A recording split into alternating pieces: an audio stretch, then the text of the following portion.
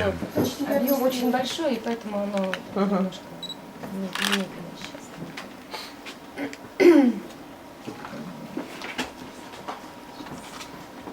Очень большой объем. Тут представляется у нас еще апостиль. Это легализация документов, которые пользуются за рубежом. Давайте То есть смотрим. Маргарита Ильина этим занимается еще. Этим уже она покажет сейчас, как она ставит, как журнал ведется. Значит, Вас интересует? вы родились в 80-м году, да?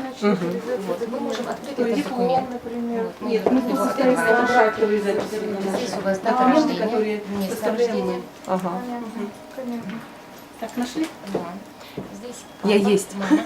Мы видим номер документа и год. То есть по этому номеру мы можем подойти к стеллажу и поднять вот этот Достаньте, документ. пожалуйста, актовые записи сразу. Первичный. На вас этот документ? Вы имеете право, давайте посмотрим. Вот они нашли. В течение небольшого промежутка времени. Очень удобная программа «Находка ЗАГС». Я считаю, что мы просто вот спасены этой программой. И вот недавно у нас были, говорила я уже о том, что запрос был на 8 тысяч человек, и буквально это произошло составление документа очень скоро.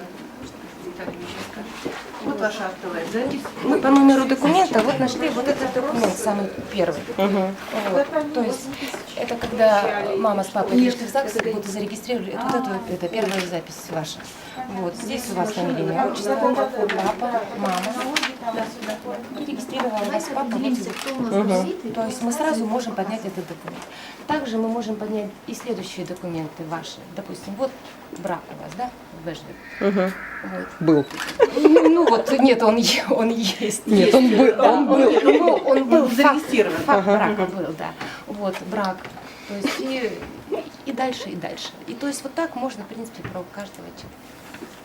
То есть Вот очень кто удобно. родился в республике, это очень удобно и очень это самое. Вы расскажите, пожалуйста, про ГАИ, который мы сделали 8 тысяч или сколько там? К нам обратились, ну вот ГИБДД наша республиканская, они составляют, ну,